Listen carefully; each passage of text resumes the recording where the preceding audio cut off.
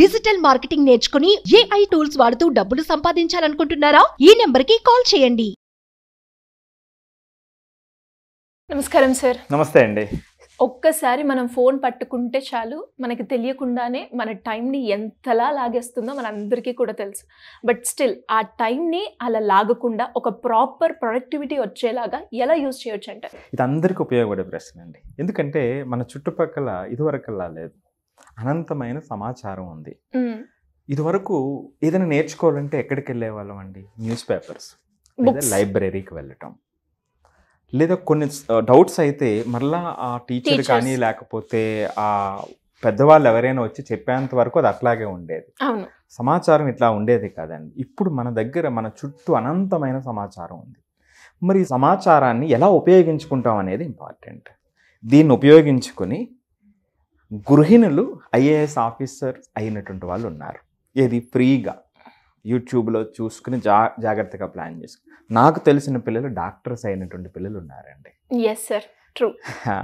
వీళ్ళు కొంతమంది అయితే మరొక పక్క దీన్ని గంటల తరబడి దీనితోనే అడిక్షన్ అని అనుకోవచ్చు చాలామందికి. అది ఒక్కొక్క సందర్భంలో కొన్ని గంటల పాటు ప్రతి వ్యక్తి కూడా దాన్ని గడిపి విలువైనటువంటి సమయాన్ని, సంబంధాలని పాడు చేసుకునేటువంటి వాళ్ళు కూడా ఉన్నారు.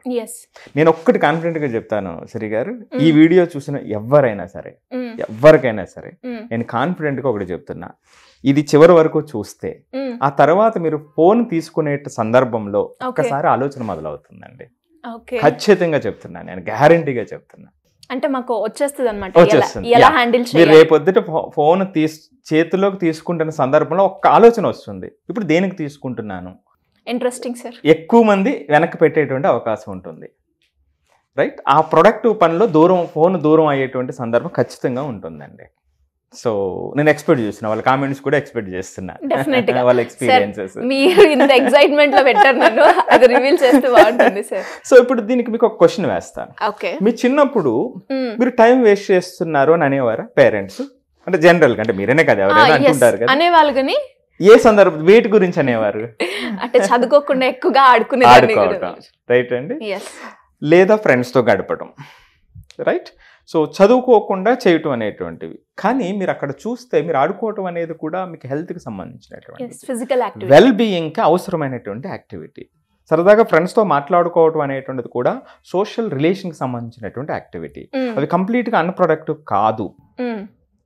అంతేకాకుండా మీరు ఆడుకోవడం అంటే 2 hours 3 hours లేదా 4 hours మీరు ఆడుకుంటారు. మరలా ఇంటికి వచ్చిన తర్వాత ఆడుకోవడం తాలూకా అనుభవం ఇక్కడ ఉండదు. అంటే ఆడుకోవడం అయిపోయింది, మళ్ళీ ఇంటికి వచ్చేసారు, లేదా పుస్తకం దగ్గర ఉన్నారు. డెఫినెట్ గా అనిపిస్తుంది సార్, అమ్మాయి ఇప్పుడు ఆడుకున్నాను, ఇప్పుడు ఖచ్చితంగా బుక్ పట్టాల్సిందే, రైట్? అంటే నేను అనేది ఈ పుస్తకం పట్టుకునేటువంటి క్రమంలో ఆడుకోవడం అనేది అయిపోయింది అంటున్నా. అవును. కానీ ఈ రోజున సెల్ ఫోన్ అనేటువంటిది మీరు చూస్తే ఇది 24 గంటల్లో భాగం అయిపోయింది విపరీతంగా. ఇప్పుడు సపోజ్ ఒక వ్యక్తి 6 గంటలు వాడుతున్నారు అనుకోండి, ఇది 6 గంటలు ప్రత్యేకించింది కాదు. జాగ్రత్తగా వినండి, ఈ 6 గంటలు ప్రత్యేకంగా ఈ 6 గంటలు కాదండి. ఈ 6 గంటలు అనేది ఈ 24 గంటల్లో భాగం. ప్రతి గంటలో ఈ యాక్టివిటీ ఉంది, అది నేను చెప్తున్నటువంటి. ఇది ప్రమాదం. మార్నింగ్ లేవడమే వాట్సాప్, పడుకోవడం ఇన్స్టాగ్రామ్. సో దీనివల్ల ఇది మమ్మల్ని డిస్ట్రాక్ట్ చేస్తుంది, మన ప్రొడక్టివిటీని తగ్గించేస్తుంది. సో ఖచ్చితంగా హ్యాండిల్ చేయకపోతే ఇది దీనికి ప్రమాదం అన్నమాట అండి. గ్లోబల్గా 6 గంటల 48 నిమిషాలు ఫోన్తో గడుపుతున్నారు ఒక స్టడీ.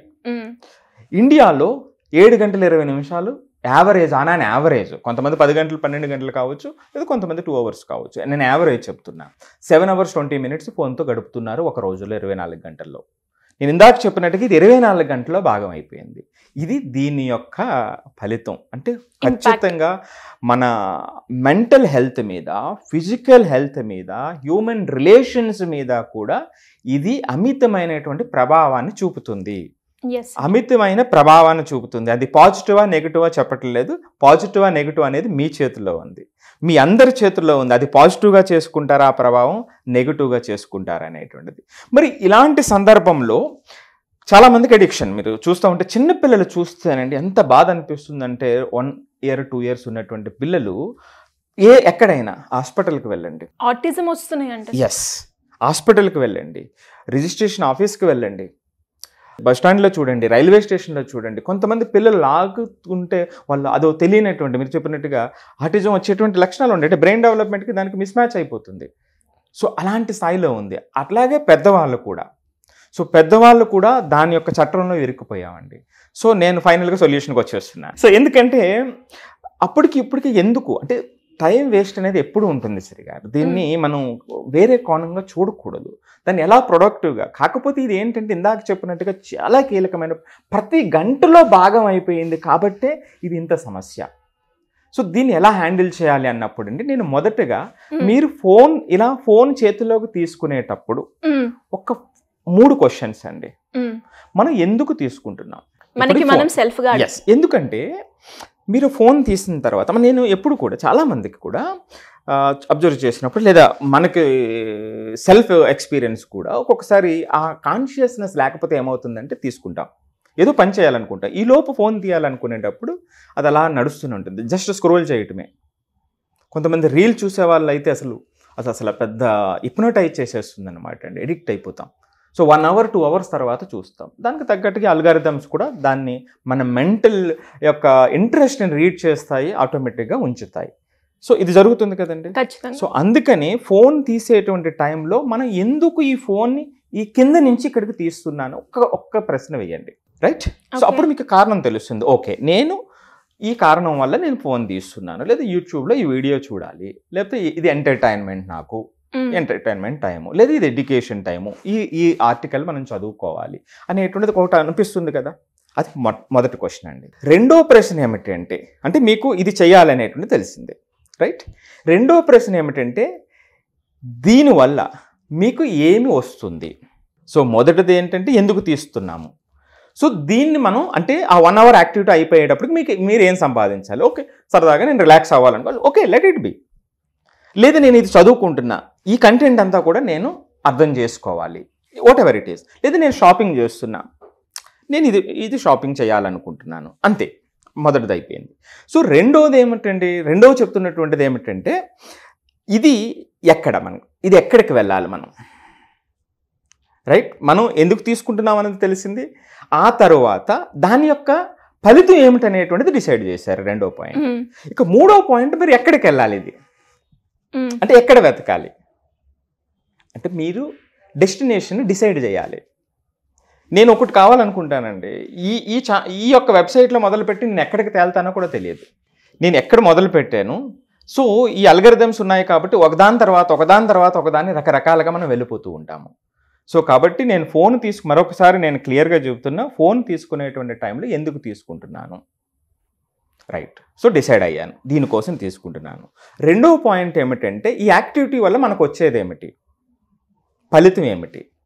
మూడవది దీన్ని సాధించటం కోసం, ఆ ఫలితాన్ని సాధించటం కోసం ఏ వెబ్సైట్కి వెళ్ళాలి, లేదా ఏ ఛానల్ చూడాలి అనేటువంటిది మూడవదండి.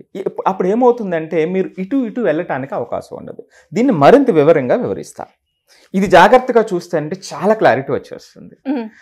టోటల్గా ఆన్లైన్ యాక్టివిటీని ఫస్ట్ ఆఫ్ ఇట్స్ కైండ్ నేను గర్వంగా చెప్తున్నానండి, 4 కేటగిరీస్ చేద్దామండి. Okay sir. 4 కేటగిరీస్. మొట్టమొదటిది ఏమిటంటే ఎంటర్టైన్మెంట్ అండి. సో ఎంటర్టైన్మెంట్స్లో టీవీ కానివ్వండి, యూట్యూబ్లో షార్ట్స్ కానివ్వండి, ఇన్స్టాగ్రామ్ కానివ్వండి, ఏదైనా కానివ్వండి, ఎంటర్టైన్మెంట్, టీవీ షోస్ కానివ్వండి, మూవీస్ కానివ్వండి, ఇదంతా ఒక కేటగిరీ అండి. రెండో కేటగిరీకి వచ్చేటప్పటికంటే online business or shopping. Online business or shopping అంటే చాలామంది ఈ ఫోన్తోనే బిజినెస్ చేసి ముందుకెళ్ళేటువంటి వాళ్ళు ఉన్నారు. అంటే వాళ్ళ జీవనం దాని మీద ఆధారపడేది, చాలా ప్రొడక్టివిటీగా యూజ్ చేయవలసినటువంటి అవసరం ఉంది. రెండవది షాపింగ్, అంటే మనం ఏం షాపింగ్ చేయాలనుకుంటున్నాము అనేటువంటిది రెండవది. మూడవది అండి ఎడ్యుకేషన్ అండి. ఆ ఎడ్యుకేషన్ ఏమిటంటే మీ అకాడమిక్ రిలేటెడ్ కానివ్వండి, డాక్యుమెంటరీస్ కానివ్వండి, లేదా మీరు ఏదైతే నేర్చుకోవాలనుకుంటున్నారో. ఇప్పుడు ఎంబీబీఎస్ చదివేటువంటి స్టూడెంట్ ఉన్నాడు అనుకోండి, ప్రతిదీ ఇన్ఫర్మేషన్ అవైలబిలిటీ ఉంది. ఇంజనీరింగ్ చదివేటువంటి పిల్లలవాడికి ఇన్ఫర్మేషన్ ఉంది. అంతేకాకుండా అది ప్రపంచంలోనే గొప్ప వ్యక్తులు చెప్పేటువంటి ఇన్ఫర్మేషన్ మీకు 1 click అవే ఉంది. నాలుగవది పర్సనల్ డెవలప్మెంట్ అండ్ స్పిరిచువాలిటీ అంటే అంతే 4 చేద్దాం, అంటే మనం ఎక్కువ కాంప్లికేషన్స్ పెట్టవద్దు. మొట్టమొదటిగా ఎంటర్టైన్మెంట్, రెండవది షాపింగ్ కానివ్వండి, ఆన్లైన్ బిజినెస్ కానివ్వండి, ఏ పర్పస్ మీద యూజ్ చేస్తున్నారు, మూడవది ఎడ్యుకేషన్, అంటే మీ స్పెసిఫిక్ ఎడ్యుకేషన్, ఇక నాలుగవది పర్సనల్ ట్రాన్స్ఫర్మేషన్. ఇక్కడ పర్సనల్ ట్రాన్స్ఫర్మేషన్లో చాలా మోటివేషనల్ వీడియోస్ కానివ్వండి, మోటివేషనల్ కంటెంట్ ఉంటుంది, లేదా ఇన్స్పిరేషనల్ స్టోరీస్ ఉంటాయి, డాక్యుమెంటరీస్ ఉంటాయి, చాలా రకరకాల ఇన్ఫర్మేషన్ ఉంది. అంటే మనం ఆ విధంగా ఆలోచన మొదలు పెడితే చాలా ఇన్ఫర్మేషన్ మన దగ్గరే ఉంది. పిల్లలకైతే చాలా ప్రేమగా చెప్తున్నాను, ఇన్నోవేషన్స్ ఉంటాయండి. ఇప్పుడు గూగుల్ వాళ్ళు ఉన్నారు, ప్రతి ఏడాది కూడా సెప్టెంబర్ అక్టోబర్లో అనుకుంటా వాళ్ళు నెక్స్ట్ ఇయర్ ఇన్నోవేషన్ చెప్తారు. ఎంత అద్భుతంగా అనిపిస్తుందంటే ఆ పిల్లలకి ఆ క్యూరియాసిటీ పెరుగుతుంది. అంటే ఆ చిన్న పిల్లవాడికి I want to be part of it after 7 years or 5 years అని అనిపిస్తే అది అంటే ప్రపంచాన్ని మార్చేటువంటి ఘటనలండి అవి. ఆ ఇన్నోవేషన్స్ అంటే మన యొక్క జర్నీని డిసైడ్ చేస్తుంది. చూడండి ఎంత అద్భుతంగా ఉందో. ఆ ఆలోచన మనం మొదలెడితే ఆ ఫోన్ తీసేటప్పుడు దాంతో కనెక్ట్ చేసి మీరు ఫోన్ వాడండి. ఇప్పుడు పిల్లలు అవి ఎలా ఉంటుంది, ఆ ఇన్ఫర్మేషన్, ఆ ప్రొడక్టివిటీ ఎట్లా ఉంటుంది. ఇక స్పిరిచువాలిటీ అండి, ఎవరికైనా ఏ రిలీజియన్కి సంబంధించినా సరే మన ఎమోషనల్ బ్యాలెన్స్ని ఇచ్చేటువంటిది స్పిరిచువల్ నాలెడ్జే, అది ఏ ఫామ్లో ఉన్నా సరే. సో ఈ విధంగా 4 దాంట్లో మనం డివైడ్ చేస్తే ఇప్పుడు నేను మొట్టమొదటి చెప్పినట్టుగా ఎంటర్టైన్మెంట్. ఎంటర్టైన్మెంట్ ఎంత పాత్ర ఉంది, సపోజ్ యావరేజ్ 5 గంటలు అనుకున్నారనుకోండి, ఎంటర్టైన్మెంట్ ఎంత పాత్ర ఉంది, ఎడ్యుకేషన్ ఎంత పాత్ర ఉంది, పర్సనల్ ట్రాన్స్ఫర్మేషన్కి ఎంత పాత్ర చూపిస్తున్నాము, షాపింగ్ ఎంత ఇస్తున్నాము ఈ 5 గంటలు అనేది ఒక్కసారి అందరినీ ఆలోచించమని చెప్తున్నా. ఒక్కసారి ఆలోచించండి. మీకు గ్లోబల్ ఫ్యాక్ట్ చెప్పాను కదండి ఇందాక, దాంట్లో సుమారుగా 7 గంటలు మన యావరేజ్ తీసుకున్నట్లయితే దాంట్లో సింహభాగం దేనికి పోతుందో తెలుసా అండి? ఎంటర్టైన్మెంట్స్. సో ఎంటర్టైన్మెంట్కి మాత్రమే, యూట్యూబ్ వీడియోస్కి, ఈ రెండింటికి కలిపి సో మనకి 4 గంటలు అందులోనే పోతుంది అన్నమాట అండి. మరి మీరు ఒక క్వశ్చన్ వేయచ్చు, సరే చదువుకోవడానికి ఎంత సమయం కేటాయిస్తున్నారు స్టాటిస్టిక్స్లో అంటే? చాలా ఆశ్చర్యకరం అండి. ఈ రీడింగ్కి వచ్చేటప్పటికి 15 నిమిషాలు కేటాయిస్తుంది. 15 నిమిషాలు 4 గంటలు 15 నిమిషాలు. సో ఇదండి ఫ్యాక్ట్. అవి అందరికీ కూడా అంటే ఇది యాక్సెప్ట్ చేయాల్సింది. నేనేమంటున్నానంటే దీని నుంచి మనం బయటకు వెళ్ళలేము, ఈ ఫోన్ బయటకు గంటేసి ఉండలేము, ఇది మనలో భాగం, దీన్ని వైజ్గా ఎలా ఉపయోగించాలి. సో ఇప్పుడు నేను చెప్పినట్టుగా entertainment, business or shopping, education, spiritual, personality development, ఈ 4 కోణాల్లో మీరు ఫోన్ తీసుకునేటువంటి యాక్టివిటీని నేను ముందు చెప్పిన 3 ప్రశ్నలను అనుసంధానం చేసి చూడండి. మీ ఎక్స్పీరియన్సెస్ నాకు చెప్పండి. డెఫినెట్గా సార్. అండ్ అందరిలాగానే నాకు కూడా ఫోన్ ఎక్కువ యూజ్ చేస్తూ ఉంటాను. ఇప్పుడు మీరు ఏదైతే చెప్పారో ఆ క్వశ్చన్స్ నా దాంట్లో రావడం కావచ్చు, అండ్ ఒకసారి నేను కూడా పర్సనల్గా ఎక్స్పీరియన్స్ అవుతాను. నాతో పాటు ఈ వీడియో ఎవరైతే చూస్తున్నారో ఈ వీడియో ఇంకొకసారి చూడండి, అందులో మీనింగ్ ఉందని ఖచ్చితంగా అర్థమవుతుంది. అండ్ దాంతోపాటు మీ ఎక్స్పీరియన్స్ని కూడా షేర్ చేయండి. ఫోన్ని మనం చాలా వరకు అవాయిడ్ చేయాలి అనుకుంటాం, బట్ అస్సలు కుదరట్లేదు.